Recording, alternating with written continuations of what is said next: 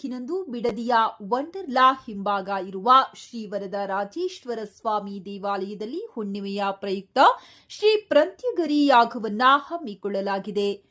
ಆರೋಗ್ಯ ಸಮಸ್ಯೆಯಿಂದ ಬಳಲುತ್ತಿರುವವರು, ಸಂತಾನ ಭಾಗ್ಯವಿಲ್ಲದವರು, ಮಾಠಾಮಂತ್ರ, ದುಷ್ಟಶಕ್ತಿಗಳ ಕಾಟ, ವ್ಯವಹಾರದಲ್ಲಿ ಏಳಿಗೆ ಆಗದಿರುವುದು, ಹಣಕಾಸಿನ ತೊಂದರೆ, ಕೋರ್ಟ್ ಕೇಸ್, ಭೂಮಿ ವಿಚಾರ ಇನ್ನು ಮುಂತಾದ ಸಮಸ್ಯೆಗಳಿಗೆ ಪ್ರಂತ್ಯಗರಿ ಯಾಗದಲ್ಲಿ ಪಾಲ್ಗೊಂಡು ಒಣಮೆಣಸಿನಕಾಯಿಯನ್ನ 3 ಬಾರಿ ಇಳಿ ತೆಗೆದು ಯಜ್ಞಕುಂಡದಲ್ಲಿ ಹಾಕುವುದರಿಂದ ಎಂತಹದೇ ಸಮಸ್ಯೆ ಇದ್ದರೂ ಶ್ರೀ ವರದರಾಜ ಸ್ವಾಮಿಯ ಅನುಗ್ರಹ ಪಡೆದು ಒಳಿತನ್ನ ಪಡೆಯಬಹುದು.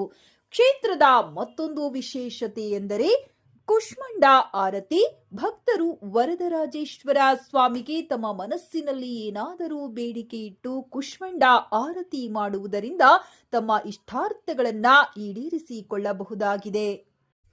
ಪ್ರಂತ್ಯಗರಿ ಹೋಮದಲ್ಲಿ ಪಾಲ್ಗೊಳ್ಳಲು ದೇವಾಲಯಕ್ಕೆ ಬರಲು ಸಾಧ್ಯವಾಗದ ದೂರದ ಊರಿನ ಭಕ್ತರು ಕೆಳಗೆ ಕೊಟ್ಟಿರುವ ಗುರುಗಳ ಮೊಬೈಲ್ ಸಂಖ್ಯೆಗೆ ಕರೆ ಮಾಡಿ ಆನ್ಲೈನ್ ಮೂಲಕವೂ ಪ್ರಂತ್ಯಗರಿ ಹೋಮಕ್ಕೆ ಬುಕ್ ಮಾಡಿ ಶ್ರೀ ವರದರಾಜೇಶ್ವರ ಸ್ವಾಮಿಯ ಕೃಪೆಗೆ ಪಾತ್ರರಾಗಬಹುದಾಗಿದೆ.